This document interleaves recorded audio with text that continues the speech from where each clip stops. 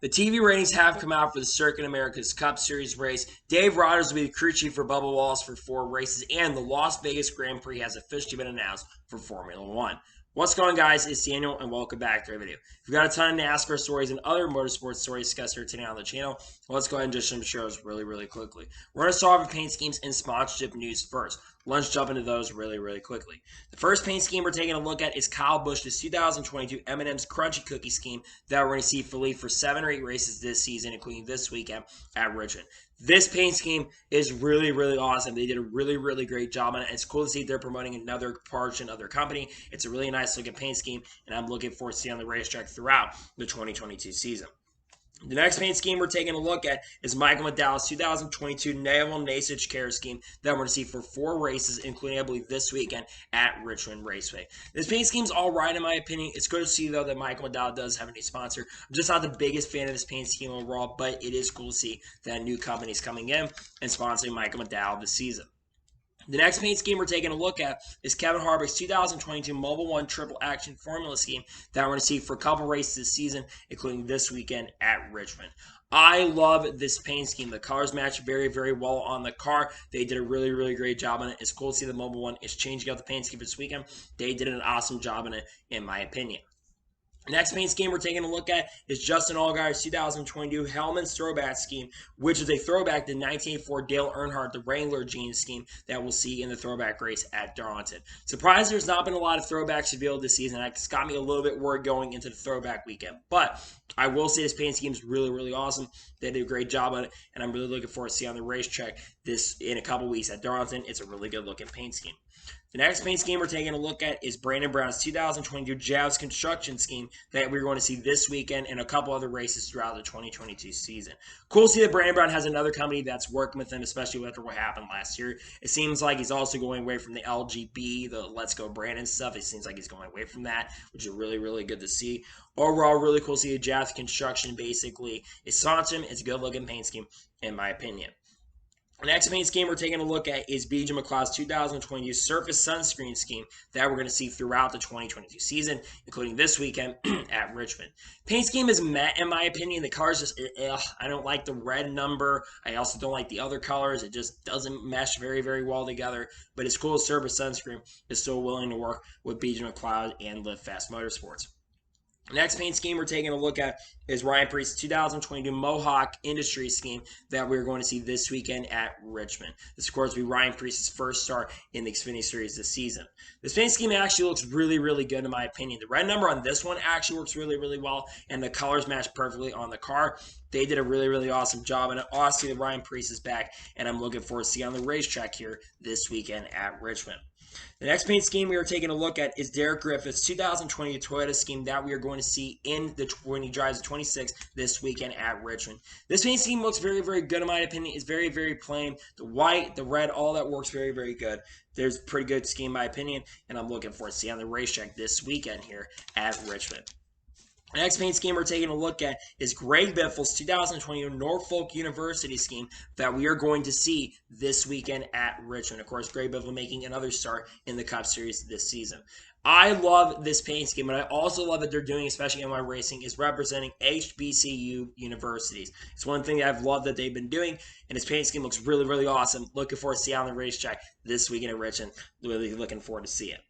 The next paint scheme we're taking a look at is Josh Williams' 2020 Allied Children's Hospital Richmond scheme that we are going to see this weekend here at Richmond. Pretty good paint scheme, in my opinion. I love the different color variations on it. I think did a really great job on it, and I'm looking forward to seeing on the racetrack this weekend in the NASCAR Xfinity Series race at Richmond. The next paint scheme we're taking a look at is Jeremy Clements' 2020 Spartan Waste Fox Sports schemes that we're going to see for a couple races this season for 3 races, because the other one's going to be the throwback scheme. This paint schemes look pretty good, in my opinion. I love the color variations. They did a really good job on it, and I'm looking forward to see these paint schemes on the racetrack here in the 2022 season. The next paint scheme we're taking a look at is Ryan Sieg's 2022 A-Game scheme that we are going to see this weekend and a couple other races throughout the season. Pretty awesome scheme, in my opinion. Honestly, the A-Game is still stepping up the plate and sponsoring. Good scheme, in my opinion. Looking forward to seeing on the racetrack this weekend here at Richmond. And the final paint scheme, as of now, we're taking a look at is Matt Mills' 2022 JF Electric scheme that we're going to see this weekend at Richmond. Now, it's very similar to the other JF Electric schemes. The only difference is the 55. But I've been a big fan of the JF Electric schemes in the past. Not much has really changed here, but I think it's a nice looking paint scheme, and I'm looking forward to seeing on the racetrack this weekend at Richmond as he will be driving the 55 for Beach McLeod Motorsports this weekend. And now we're going to jump on to the next stories of today's episode, as we're going to talk about Half Off Wholesale. As Half Off Wholesale is going to be extending their partnerships with Brett Moffitt for 8 more races this season. Half Off Wholesale sponsored Brett Moffitt a couple times here, but because of the fact that Brett Moffitt has been running pretty well so far in the Xfinity Series, they've decided to extend their partnership. It's good to see that a company is loyal to Brett Moffitt, considering sponsorship has really never been the best thing when it comes to Brett Moffitt. It's good to see a company still being loyal to him, and happy to see the Half Off Wholesale is continuing the partnership with Brett Moffitt this season. And now we're going to move on to the next story of today's episode, as we're going to talk about a couple racetrack sponsorships that have been announced. So Yellowwood is going to continue sponsoring Talladega through the 2024 season, meaning they have extended their contract with the track, and Yellowwood extended their contract with the track through the 2024 season. Also, Blue Emu is going to also be sponsoring the Truck Series race as well, while they will continue sponsoring the Cup Series race, which is now a 400-lap race for the spring race. Blue Emu will be sponsoring the Truck Series race this season.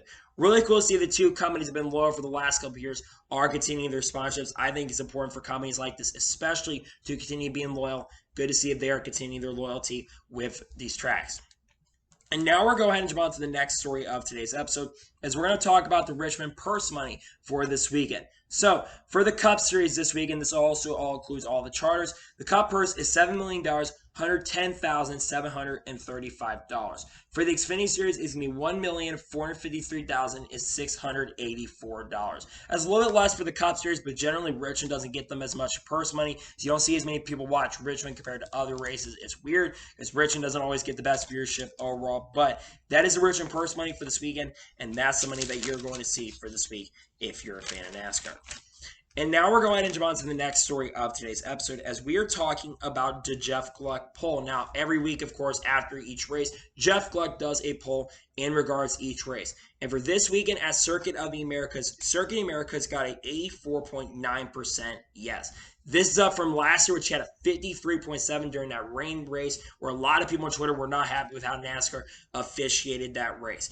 This race, honestly, I'm a little surprised, a little bit lower, considering the race I thought was really, really good. It seems like a lot of people were pissed that Chase Elliott probably didn't run as well. It seems like a lot of people that get mad is something that Chase Elliott does run overall very, very well. But that is a Jeff Gluck poll for this week. It's been naturally really, really positive, the Jeff Gluck poll has been.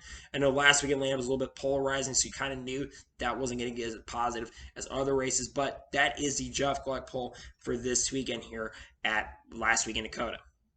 And now we're going ahead and jump on to the next story of today's episode, as we're going to talk about Chevy. Now, this is a fact that I brought up, and a couple of facts I brought up on Twitter. But Chevy now has won 9 out of the last 12 straight Cup Series races. We're not counting exhibition races. We're talking about points paying races. Chevy has won 9 out of the last 12.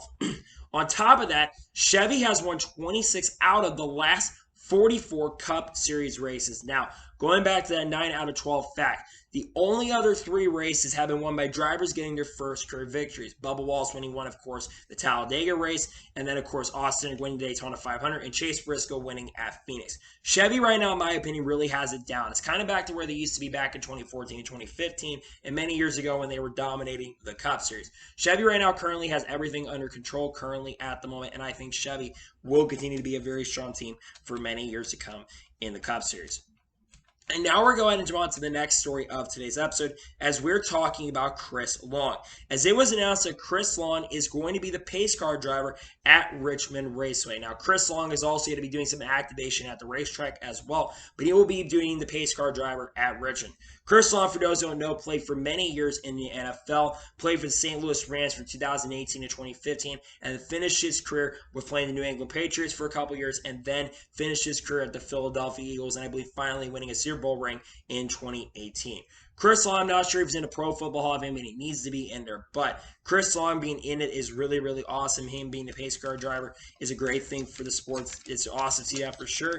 And I'm really happy to see that he will be the pace car, basically be at Richmond. If you're going to see him, just go up and say hello to him. And good to see that he will be there for the season. I think it's really, really awesome, to be honest with you.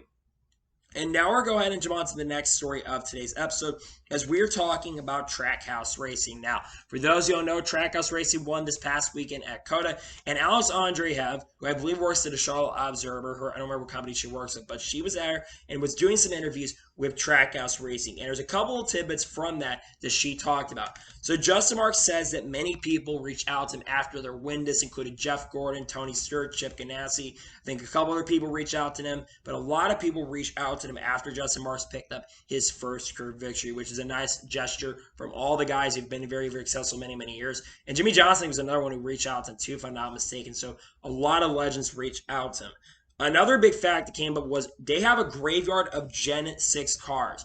This, I believe, includes all the Chip Ganassi cars and all their Trackhouse cars, where they said they had 41 cars and they don't know exactly what they're going to do with them. It's unclear if they'll give them to the Xfinity Series to run them, but the Gen 6 cars are not being used right now, and it's basically a graveyard.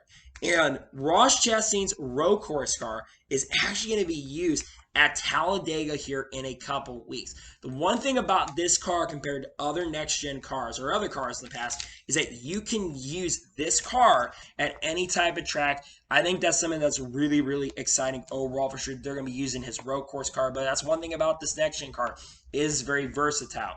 You can use this car at any type of track and go anywhere with it. I think that's very, very exciting and really cool to see, and I'm very happy to see that they're going to use that car at Talladega, especially if it's been as fast as it was. I can see Ross saying maybe stealing a victory at Talladega. We'll have to wait and see what happens, but those are some tidbits from what she said from the Charlotte Observer. I think that's really, really exciting news, to be honest with you.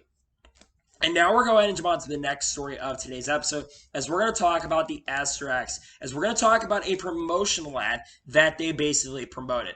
Of course, Season 2 of the Astrox is coming up very, very soon, and they did their promotional ad on social media here, I think, a couple days ago. I think it was on Tuesday, if I'm not mistaken. They did their promotional ad. This ad is really, really freaking awesome. It's a lot of promotion. They basically do everything that a promotional ad is supposed to do, and it really gets you hyped up for the season. Of course, Astrox kicks off here in about 2.5 months. We still don't know everybody that's going to be in the Astrox. There's some announcements that are coming very, very soon. They're actually teasing an announcement as we speak right now on who could be in the Astrox, but that's one thing these series need to do is they need to be able to promote these events, and I'm really happy to see that they are continuing to promote these races. I think that's very, very important. And now we're going to jump on to the next story of today's episode, as we're talking about 2311 Racing. Now, we'll get into the bigger 2311 story in here in just a little bit. But we're going to talk about a smaller 2311 story, as their Speed Institute tuition program that they started last year is set for year number 2.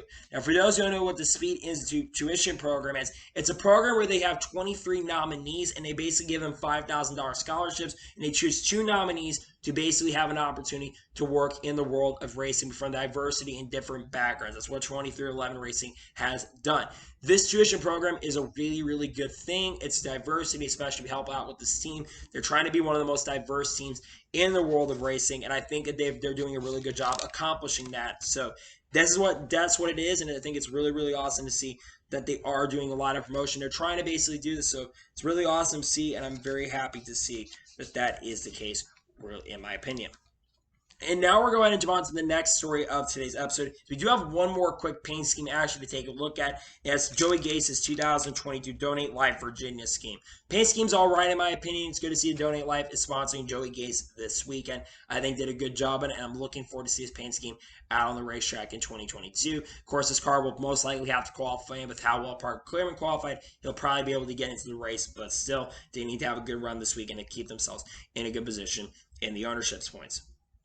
And now we're going to jump on to the next story of today's episode, as we're talking about the BC39 Nationals midget race. As it was announced this past weekend at Indianapolis Motor Speedway that the BC39 Nationals midget race is going to be held August 3rd and 4th, which is the Tuesday, I think the Wednesday and Thursday after the Indy NASCAR doubleheader.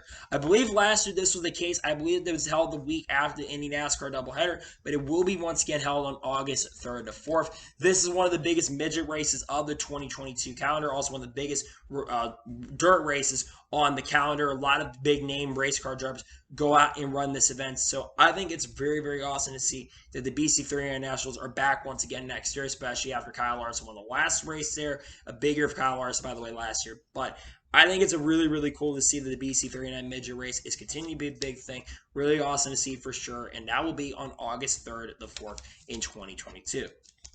And now we're going to jump on to the next story of today's episode, as we're talking about Mateo Nini. As it basically in an interview with Case Campbell had an interview. I don't remember the guy's name exactly, but an interview with one of the GMs, and he says that Mateo Nini is going to run between 6 to 8 ARCA races this season, including at Mid-Ohio. Now, Team Sage Racing has competed in the ARCA series in the past. They were a team that has had drivers like Frank Kimmel on their team, Marvey DeFall, among other drivers who have driven for their organization. But now they are going to be back in the ARCA series here, and they will be making their return at Mid-Ohio Raceway here in early June for the Truck Series race happens. This is really, really cool to see. Mateo Nini, of course, a driver who's competing in Formula 4, Formula 3, and also in Formula 2, and is competing in other types of racing as well. But he'll be coming over to race in NASCAR and is the first developmental driver for the Team Sage organization. It would not entirely shock me. I know this is not out of the worlds of fruition. I would not be shocked if Mateo Nini in 2023 does get into the Cup car. There's a lot of talk Team Sage wants to go full-time. I don't know if they're going to have 2 full-time drivers, but I think it's very possible Team Sage will go full-time next year, and Mateo Nini getting some starts is really awesome. I think he's a good someone we'll have to watch to see what happens. He has some decent stats in Form 1, but not the greatest stats, but overall, really excited to see that he's getting an opportunity, and Mateo Nini will be making 6 to 8 starts in the 2022 season. So pretty cool to see that for sure, and I'm glad to see that he will be making some starts this season. And now we're going to jump on to the next story of today's episode, as we're talking about Josh Bilicki. Now, Josh Bilicki went to social media, I believe, last night, and he says that Brandon Jones reached out to Alpha Prime and are going to make things right between him and Josh Bilicki and all the organization as well. Basically, the team, Brandon Jones and his team, reached out to Alpha Prime Racing and Tommy Jones. Seems like they're going to try to work things out against them. This is something that's really, really good to see, as they're trying to get this situation sorted out. So if you watch the Xfinity Series race at Circuit of the Americas on Saturday, you probably heard about that Josh Bilicki got dumped by Brandon Jones on the last straightaway coming to the checkered flag. And Josh Bilicki went to social media and was not very, very happy. So it's good to see that Josh Bilicki and Brandon Jones seems like they're going to be on good terms after this. What Brandon Jones did is wrecking someone the last lap because he really didn't have good pace is unacceptable. But I know that we've given crap to Brandon Jones in the past. But the fact that he's reaching out to try to basically sort the situation out, I think is a major, major positive overall. And very glad to see if they're trying to reach out and sort their differences out and the problems that they've had. So really good to see this for sure. And I'm glad to see it looks like things are finally coming together for these guys. And hopefully Josh Bilicki and these guys don't have problems going forward, because Josh, I believe, is supposed to run a couple races later this year. And hopefully there won't be any more issues between these teams going forward, to be honest with you. And now we're going to jump on to the next story of today's episode, as we're talking about SQR Development. Now, there was a team called SQR Development Racing that was supposed to make their debut, I believe, at Richmond. Well, it does not look like that is going to be happening this season, as Rafael Lessard, who was a driver of this team, basically says that they will not be racing in 2022 due to the owner, JC Stout, basically having some issues and personal issues. Now, what are those personal issues that he is having? I'm not really going to get into it. The thing I can say is it's legal trouble. That's the only thing I'm going to say. I'm not going to say exactly what happened, but apparently there has been some legal trouble around JC Stout, so that's why he's not showing up.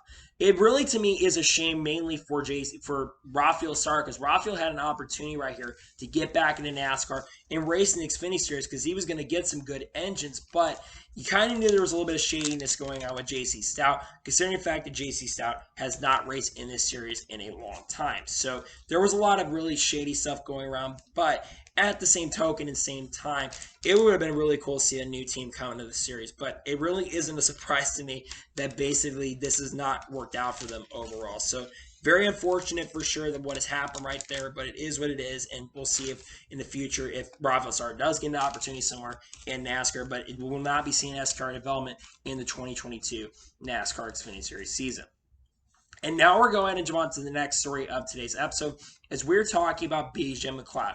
Now, BJ McLeod had an interview, I believe it was Daniel McFadden, and BJ McLeod had an interview talking about the team overall. And he says that Live Fast Motorsports is closer to the lead pack than they have ever been, and he feels like the competition is much closer than it has ever been. This could definitely be very, very true. You look at this year, especially with Live Fast Motorsports, and how much closer they definitely are to the front of the pack this season. Live Fast Motorsports has definitely been a little bit more competitive, but they're still one of the least fun teams in the Cup Series currently at the moment. But they have only had, I believe, 1 or 2 finishes outside the top 30 this season, and their average finish overall as an organization is really not that bad, all things considered. Yes, they're not getting a ton of points, but they are finishing races, and they have more points, I think, than Brad Keselowski, which is something you probably wouldn't have said last week.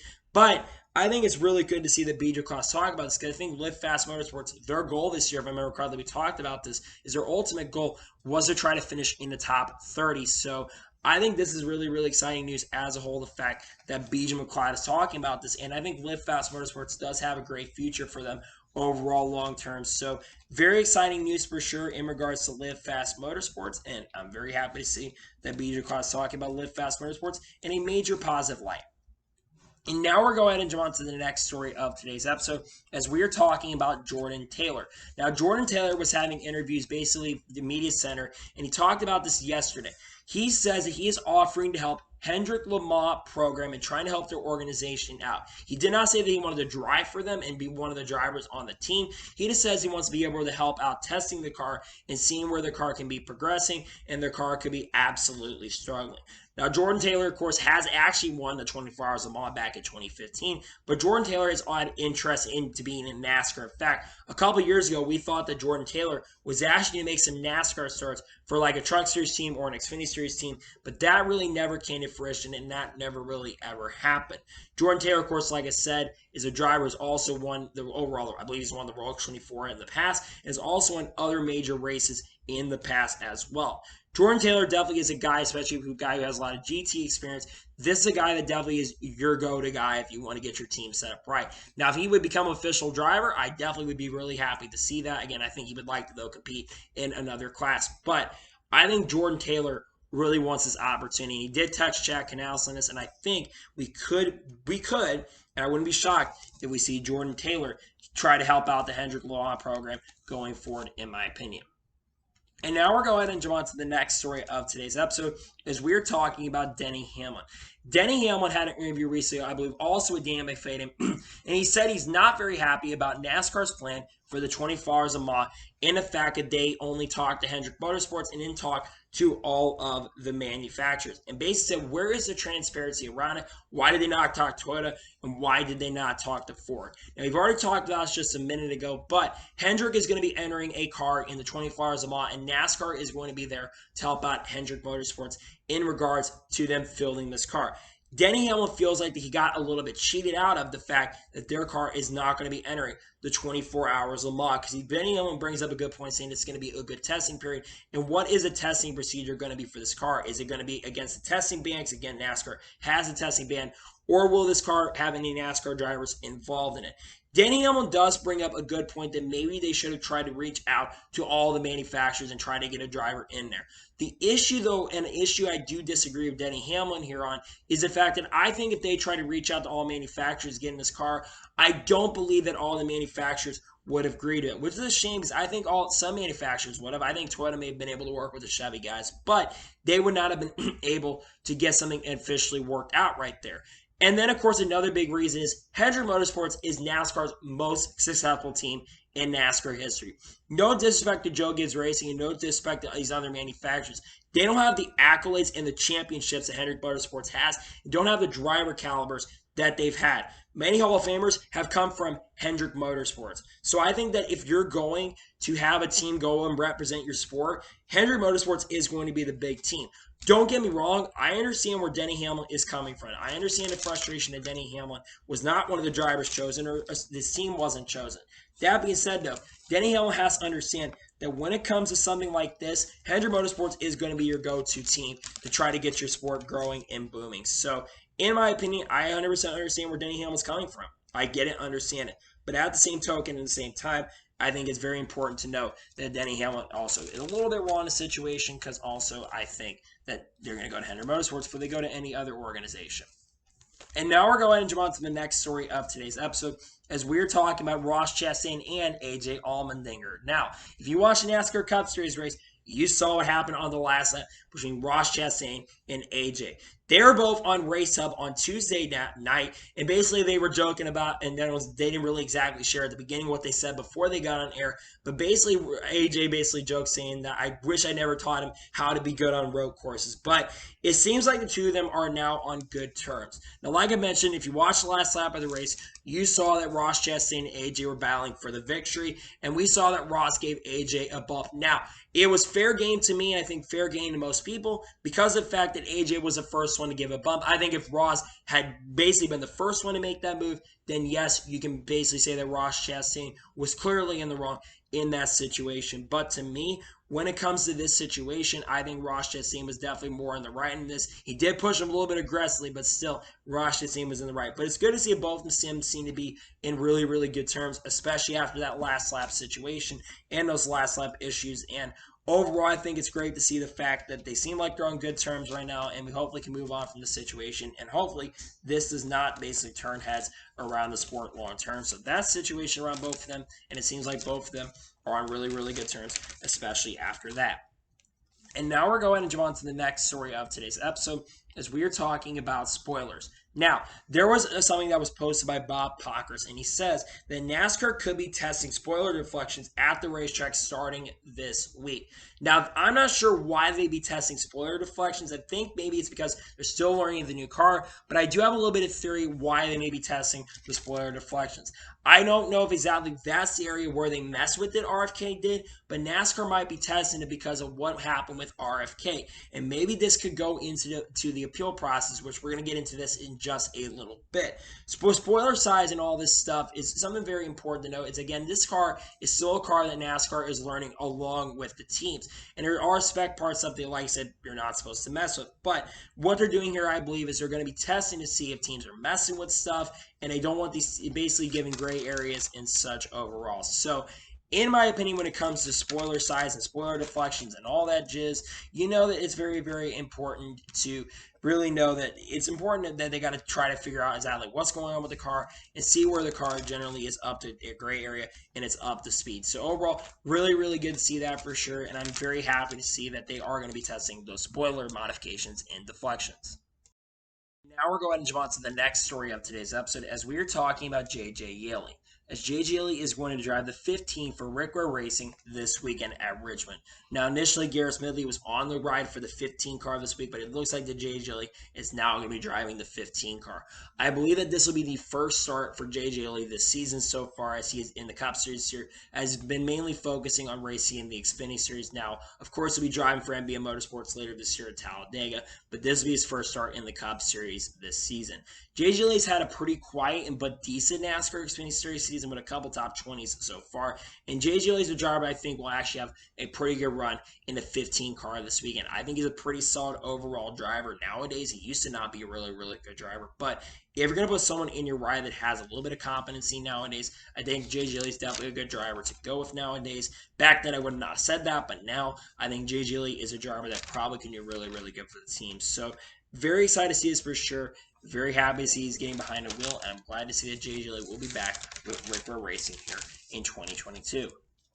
And now we're going to jump on to the next story of today's episode, as we're talking about a road course procedure idea. Now, this was posted by Jeff Gluck, I believe, on Tuesday morning, about an interesting road course procedure idea when it comes to the cautions. Someone, I think it was Gregory Miller was the guy's name, if I'm not mistaken, he brought up a road course procedure for NASCAR. And he basically talked about a virtual safety car. Now, Formula One has a virtual safety car. For those who don't know, it's a VCS, which is a virtual safety car that they bring out where you have a certain speed that you have to go with. He continued on by saying that the virtual yellow is called and drivers slow down to a certain delta pace that they have to run. If drivers basically go over that pace, they end up being penalized, and those offenders are penalized. And once the situation is clear and the track is clear, they then can go ahead and resume the race and go back green. I actually really like this idea. I think this idea is a really, really great idea, and I think it would work in practice. However, I'm really worried about NASCAR when it comes to a virtual safety car. I'll tell you why I'm a little bit worried about it. NASCAR is really bad when it comes to judgment calls, and NASCAR, like I said, is not the best when it comes to it. And virtual safety car, a lot of times, you have to have a judgment call to decide if you're going to want a virtual safety car or if you're not going to want to have a virtual safety car. So to me, when it comes to this, I think that this idea actually would work really, really good in practice, and I think a virtual safety car worked very, very well. But I will say that, yeah, maybe what another procedure they could do is they maybe could use like shortcuts to the tracks. That would be another really, really good procedure. And I will say one thing is that a lot of those cautions at COTA, they were absolutely necessary precautions. It's just that it takes so long for some of these tracks to really institute it. I know that they have shortcuts at these tracks, so maybe they could try to institute that to speed up the process just a little bit. I really don't know what they can do about it, but I think a virtual safety car will work out very, very well in practice, but I'm worried about the fact that a virtual safety car could end up affecting the racing overall. So that's one thing in that situation right there, and I'm not sure exactly if it'll work out in their favor, in my opinion. And now we're going to jump on to the next story of today's episode, as we're going to talk about the Saudi Arabian Grand Prix TV ratings, as they were revealed about the same time the NASCAR TV ratings were revealed for COTA. And according to Adam Stern, ESPN earned a 0.79 rating and 1.445 million viewers for Sunday's F1 race in Saudi Arabia, which is up significantly from last year's second event in Imola, which this is huge, by the way, a 0.53 rating and 906,000 viewers. This is really, really huge for a couple reasons. This is now the second most watched Formula 1 race in the United States history. When it comes to this race, probably the San Marino GP in 1995, which got, I think, about 2 million viewers in that event. We are getting very, very close to having the most watched Formula 1 event. And you think about Formula 1's growth, and we're going to get into that when we talk about the Las Vegas story, but Formula 1 has been absolutely growing in the United States exponentially. Another big reason why I think the ratings are up so significantly is because of the fact that this race happened in basically at 12 o'clock or 1 p.m. Eastern time. This race happened a lot later in the day compared to an earlier start time. So when you have the race a little bit later in the day, your course can have more fans that are going to tune in. And I think that's one thing about the first couple races have been happening a little bit later, is to try to get more of an audience to watch these events. Now, the Australian Grand Prix, it's probably not going to get the best viewership. I don't expect that race to have a little bit over 1 million viewers, but I think it's cool to see that they're growing. On top of that, this race was was a little bit more actually bigger spread than people think. It was, I think, 90,000 viewers for the 18 to 49 demographic in NASCAR. So that's the area that they're trying to target, is that 18 to 49 demographic. That's an area that all these networks and teams are trying to target. So you want to really target those markets, and I think they've done a really good job on that. Formula 1 is definitely growing in the United States thanks to Drive to Survive. There's a lot of talk that series may not happen after season 4. It's again, we're still working on season 5, which that series has not really had a great time so far. But overall, really, really great to see that for sure, and I'm very happy to see that they are currently working on that for the future. And now we're going to jump on to the next story of today's episode, as we are going to go ahead and talk about Ray Evernham. Now, Ray Evernham basically was basically responding to questions about like a NASCAR question. Someone said, good thing that he's still working the SRX.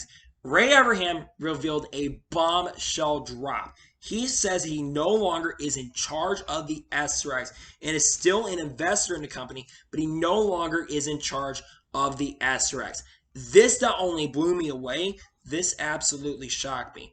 I am very, very surprised by the fact that Ray Evernham is no longer in charge of the SRX. Ray Abraham was one of the people that really got the Astrox going. He was one of the fun parts of the Astrox when he brought changes and really was one of the big entertainment factors involved in the Astrox.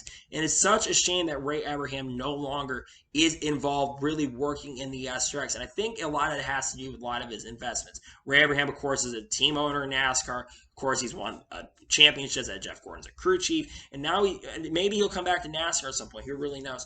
But I'm very shocked and very surprised that Ray Abraham, who was one of the archetypes who really helped the Astrox grow, because he revealed that Don Hawk is the one who's really running the operations now. And I just hope that these guys can do as well of a show on as Ray Abraham did, as a guy who ran a lot of the changes and stuff and did some of the last minute changes for the entertainment purposes of the Astrox. The Astrox was extremely successful when he had Ray Abraham involved in it. So I think it's really unfortunate to see the fact that Ray Abraham is no longer involved in the Astrox. I think it was a big fun part of being involved in the Astrox. It's definitely unfortunate, but it is what it is. And at least he's an investor in the company now. But it sucks that Ray Abraham is no longer officially involved in the Astrox, in my honest opinion. And now we're going to jump on to the next story of today's episode, as we are talking about Ryan Newman. As Ryan Newman is back in NASCAR in some sort of capacity. Yes, you heard that right. Ryan Newman is going to be back racing in a modified at Richmond Raceway tomorrow night for Hermie Sadler's organization. This will be Ryan Newman's first NASCAR start in any NASCAR divisions in the 2022 season, since he has not competed in NASCAR since last year, after basically kind of retiring from full-time competition after 2021. But Ryan Newman will now be back racing in modified at Richmond Raceway. Like I said, this will be Ryan Newman's first start of the 2022 season in any sort of racing in NASCAR. Now, he's been racing late models and stuff, and also been racing in dirt models, and he also will be racing full-time in the SRX later this season, and he'll be racing for the championship over in the SRX. But having Ryan Newman back in the sport, at least in the Wheel and Modified Tour, I think is absolutely awesome. Now, the big question around Ryan Newman is, will he be a contender for the championship this year? Will he be a contender for the race? I think Ryan Newman absolutely can. I know Ryan Newman is 44, 45 years old now, but I think Ryan Newman still knows how to get it done and knows what he's doing behind the wheel. Yes, I know it's been a while since he's really raced, but still, I think Ryan Newman is someone that really, if you put him in a good car, I think he can be very, very successful. So I think again, it is very awesome to see that Ryan Newman is back racing. I think having him back in the sport and for the long term, I think is really, really awesome to see. And I'm very happy to see Ryan Newman is coming back to race this year and Wheel and Modified Tour. I know he said he wanted to do some modified races, but we never knew if that was going to entirely be the case. So like I said, having Ryan Newman back in the sport is absolutely awesome, absolutely incredible. And I'm glad to see that Ryan Newman is officially back racing in the SRX, in the Wheel and Modified Tour this season.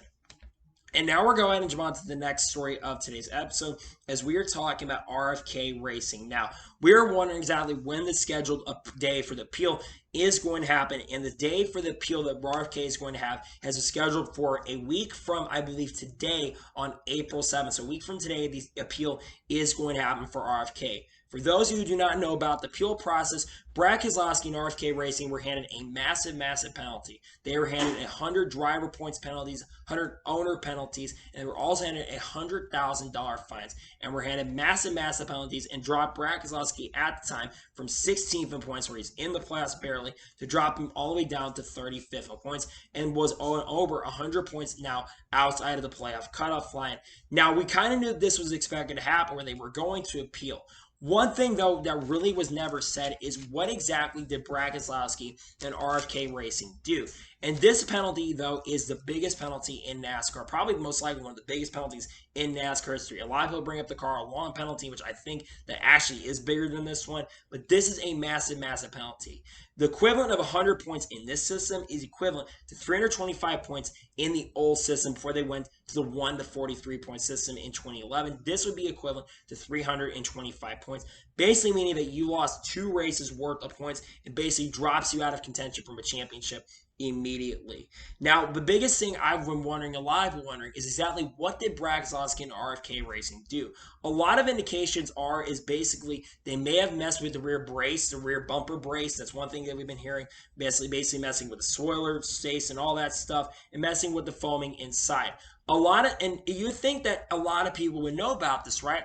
No, a lot of drivers and a lot of people in the industry really don't know exactly what happened. Chase Elliott said maybe they were basically doing something, maybe got some damage on the rear of the car, and they basically did something that they did not get approved by NASCAR. Maybe that's why they haven't really revealed anything and why it's a gray area. We've had other drivers basically saying that they should at least give indications and at least let the public and also the drivers know exactly what it is, which I 100% agree, especially with how big of a penalty and how serious of a penalty this is. This arguably being one of the biggest penalties. NASCAR should be transparent with these. These teams get the same parts. They get the same pieces now. It's basically a spec part. You can't mess with those. They get all the same parts and the same chassis. I really do not 100% understand why in the world do they have not revealed what it is? Now, maybe we're waiting till the appeal process happens, and maybe they're going to give them less of a penalty, which I think if it is a thing that they did in the race and they weren't intentionally doing it, then I don't really see a problem with them dropping at least some of the points. Don't get me wrong, modifications are a thing you're not supposed to do on these cars, but if they unintentionally did it, that I think is not a bad thing to at least drop the penalty in some sort of capacity. Again, they have to at least give them some sort of penalties. You're not supposed to modify it. Maybe they could go ahead and drop the penalty in some slight way. Maybe keep the fine for the team and maybe give the suspension out, keep the suspension. But still, I think there needs to be a change in the rules. And they think that NASCAR and fans should really know exactly what they did. And I think that's a really frustrating thing. The fact that it's not just the fans that don't know, because sometimes the fans don't know about things. The drivers in the industry should know exactly what they did so they don't get in trouble with this again. So they don't reveal what they did exactly. That's going to be bad overall for the sport. So really unfortunate to see that for sure. And hopefully we'll find out here in the future what they did. And maybe we'll hear about it next week. And now we're going to jump on to the first of three major stories in today's episode as we're talking about the Circuit of America's TV ratings. This reported by Adam Stern yesterday on Tuesday reported that Fox earned a 2.18 rating and 3.731 million viewers for Sunday's NASCAR Cup race at Circuit Americas. This is almost flat from last year's 6 points paying race at Atlanta Motor Speedway, which is a 3.768 million viewers, and of course up from last year's rain-impacted event at Circuit Americas on FS1, which got 2.373 million viewers. Now, some people are going to look at these ratings and think these are really, really bad. However, I have to disagree in major ways. One of the biggest reasons is this actually is a pretty big win for NASCAR. And I'll tell you why this actually is somewhat of a win. One, road course races in NASCAR generally do not get as good of ratings as non-road course races. And we only were down by 1% on an intermediate race at Atlanta Motor Speedway. The ratings are not that bad for this week because, again, road course races in NASCAR history generally don't do as well as intermediate races. Same thing with short tracks, which is really, really weird to me considering the fact that road course races generally and short track races generally put on much better shows than these other intermediate races, but for whatever reason, intermediate races tend to get better viewership. It's definitely something that really, really surprises me. But again, the ratings of this week are really not that bad. I've seen some people complaining about it for this week. You have to look at this. The only race that's got more viewers for a road course in the last few years has been the Daytona road course race, which got even like a little over 4 million viewers for the second race. And that was, of course, because of the fact the Daytona road course race was the second race of the season.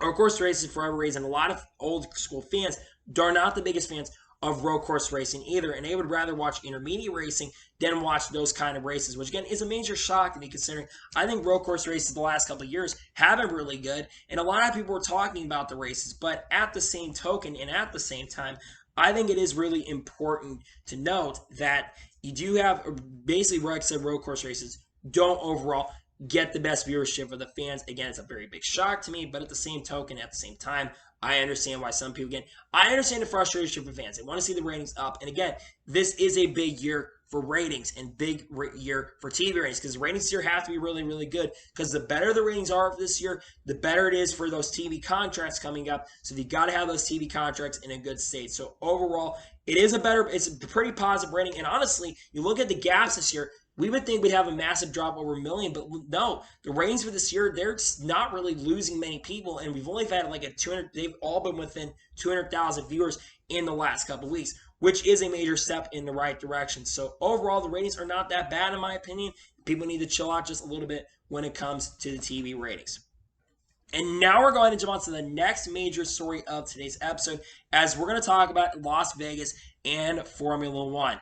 That's right, ladies and gentlemen. It's been expected, and we've talked about this on the channel, but it is finally officially confirmed. Formula One is going to race in Las Vegas in 2023 on a Saturday night on the Strip in November of 2023. It's unclear exactly which day it is going to be, but indications are it is going to be on November 25th, and it's unclear if that is going to be the case. The other thing that's been unclearly noted is, will this be the final race, or this will be the second to last race of the season? There's still talk that Abu Dhabi could be the season finale in 2023, but there's also a lot of talk that this could be the final race for Formula One to settle in the United States. And this could be the final race over there as well, or it could be in Abu Dhabi. It's unclear. But this also is the first Saturday night race for Formula One since 1985. And this is the first primetime race for Formula One fans in the United States. Every race that you watch in Formula One in the United States always takes place in the daytime or in the early morning. This will be the first time it's happening on a Saturday night. I believe the times of the event are going to be 10 p.m. Pacific Standard Time, so it's going to be a late night start for the East Coast fans at 1 a.m. Eastern. That's going to be the late start time for that event. It is going to be a 50-lap race in the Las Vegas streets, and it will be at a 3.8-mile track. I believe it will be 14 turns. There's some long straightaways. There's some tight corners that you'll be able to make some really, really big moves. This is something that I'm very, very excited for, is a race in Las Vegas. This will also be the third race for Formula One in the United States. This will be the third race for Formula One, because, of course, you got the Miami GP that's joining this year, and then, of course, you have the Dakota race, and that will continue happening. Now, how will this affect the Dakota race? It's one thing that's unclear. Will Dakota be moved up a little bit earlier in the year, or will they keep it in that general area, or will they move Miami a little bit later in the year? It's one thing that has not been answered yet. The other big question is, will this add another race on the schedule? We have 25 or 26 races. That's one other thing. Another thing I do want to bring up is, I think when it comes to the amount of races for Formula One, I think that 3 in the United States is absolutely a good thing. Now, I've seen a lot of people complaining about it, and they really don't know history. Formula One back in the 1980s, they used to have three Formula One races in the 1980s. And I think the reason they're doing this is because Formula One is absolutely growing in the United States right now. You look at the growth of Formula One and where Formula One is at the moment. And you look at the ratings. We talk about the ratings for Saudi Arabia. The ratings were really, really good. They were the second most watched ratings for an event. And a lot of Americans are watching. A lot of people are watching Formula One right now. So that's another big reason why they're adding this. I am super pumped up for this event. You never know, I may go on to it, but I am really excited for this race for a lot of reasons. One, it's in Las Vegas. It's one of the most popular cities, and it's on a Saturday night, most likely after Thanksgiving. It's most likely when it's going to happen, but it's on a Saturday night.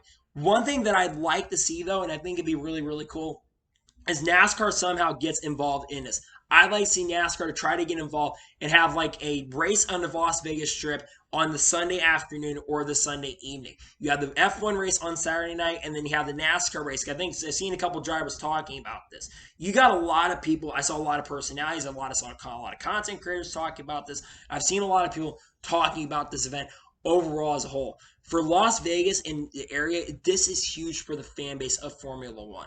This is huge for the city, and I think we're going to see a really good race there on Saturday night. You've seen a lot of people complaining about the start time, but again, you have to look at the Australian GP and the Japanese Grand Prix that both start really, really late, and they're trying to get that European audience to watch. So if you have it at late night for Europe, it's going to be at 3 or 4 in the morning, and trust me, a lot of Europeans are not going to watch, so that's why they're trying to have it in the early morning for the European fans.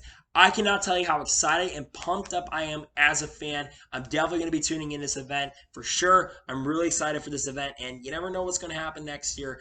I'm looking forward to it for sure, and I think it's great to see that Formula One is having a Las Vegas race. I think it's huge for the sport of Formula One, and if NASCAR got involved, I think it'd be really, really cool. I'm not sure if NASCAR would get involved in something like this, but I think it'd be really exciting if NASCAR tried to get involved in something as big as this. And now we're going to jump on to the final major story of today's episode, as we are talking about Dave Rogers. Now, as expected, Bubba Wallace will not have Booty Barker for the next 4 weeks and 2 crew members, as they have been suspended for 4 races due to the tire coming off at Circuit of the Americas. They are now the 15 to be impacted by these rules. Of course, we'll talk about this. We have the money team that got impacted. I'm surprised that the crew chief, Tony Eury Jr., did not get suspended for that. But they had a 50 team lost a tire. The 31 team, they had their issues. Call Racing had their own problems. Then I believe a couple other teams had issues. Inspired Motorsports did, and of course Front Row Motorsports did. And this is the highest running team that's had issues with 2311 Racing, that has had major problems. And of course, Booney Barker is suspended for the next 4 races. Now, what this means is that Dave Rodgers, who currently works at 2311 Racing, is going to be the crew chief for Bubba Wallace for the next 4 races. Now, to give a backstory, Dave Rodgers is actually a more successful crew chief than basically Booney Barker is. Dave Rodgers has contended for championships with Kyle Busch and also contended for championships with Carl Edwards and nearly won the championship in 2016 with Carl Edwards. On top of that, Dave Rodgers also actually won the NASCAR Xfinity Series championship last year with Daniel Hemrick. Now, the thing that a lot of people are seen to be worried about when it comes to Dave Rodgers is when it comes to the radio. Dave Rodgers is not a guy who takes a lot of people complaining. He doesn't really take it very kindly, and he's someone that is not going to be happy with Bubba Wallace, and Bubba Wallace starts complaining a lot. He wants Bubba Wallace to be focused on the radio. So that's one thing that I'm really worried about in regards to Bubba having Dave Rodgers there, is that. I will say, though, that I'm pretty happy that Dave Rodgers is coming in, and honestly, anything is better than Mike Wheeler. I'll take Dave Rodgers over Mike Wheeler. My hope and prayer is that Dave Rodgers can come in here and really turn Bubba Wallace to start the season around. Bubba Wallace has really not had a great start to the 2022 season, and honestly, it's not a lot of it for speed. The only race they've not really had speed is, of course, at Phoenix, where they still end up finishing top 25, which is impressive, all things considered how slow they work. But every other race they've had problems, they've had a ton of speed and a lot of pace. So that's one thing, at least, is a positive right there, is they've had speed. Dave Rodgers, I think, has been a big factor in helping that team really grow. And at points this year, they seem like they've had more pace than Kurt Busch. It's just that, unfortunately, the finishes have not been there to really show for it. Dave Rodgers, my hope is for these next weeks, is going to help Bubba Wallace improve and get some good runs going. I think Booney Barker is a really good crew chief. I think he is a great crew chief. I think it's just that they've had a lot of issues and a lot of races where they've not been able to finish. And hopefully, we will see these guys gel very well together and do very good. I think Dave Rodgers will do a really good job as a crew chief for Bubba Wallace, and hopefully will do really good. Just make sure there's no issues on the radios. That's the one thing that I'm really worried about when it comes to this too. But overall, a major good step. At least it's good to see it. It's again, and I will say one thing about the tire situation in regards to suspensions. I do not believe that these teams should be suspended for 4 races. Now, I will agree with the fact that teams should be suspended for these big tires coming off, but I think at least at the beginning of the year, I do think the 4-race suspension is a little excessive. I think that's one rule that needs to change, especially since it's a new car. You should not be suspending guys for 4 races. In Xfinity, I understand because you have 5 lineups and the tire comes off, that's on them. But especially with the new car and these teams are still learning, I think the penalties are a little bit excessive in my opinion. So that's my opinion on the situation in regards to that. And Dave Rodgers will be the crew chief for Bubba Wallace for the next 4 races. So anyway, that's today's long NASCAR and other motorsports video. I want to thank you guys for watching. Please subscribe to the channel, notifications on so you're notified when a video does go live on my channel. Follow me Twitter, Facebook, and Instagram, and as well me on page as well. Let's get you over that and comment your thoughts on today's video. What are your thoughts about Dave Rodgers, crew chief for Bubba Wallace, and do you think he'll do really well as a crew chief? Let me know in the comments below. And what are your thoughts about the Formula 1 Las Vegas race, and are you going to try to make it out to that event or not? Let me know in the comments below. Tomorrow on my channel, I am most likely going to have my 2023 NASCAR silly season predictions on my channel. That's most likely the next video you're going to see. And then we've got some racing coming up here very soon that you guys should be really excited to see. So anyway, like I said, I want to thank you guys for watching today's video. And I'll see you guys next time for some more great, awesome NASCAR and other motorsports content on the channel like this. Take care, everybody.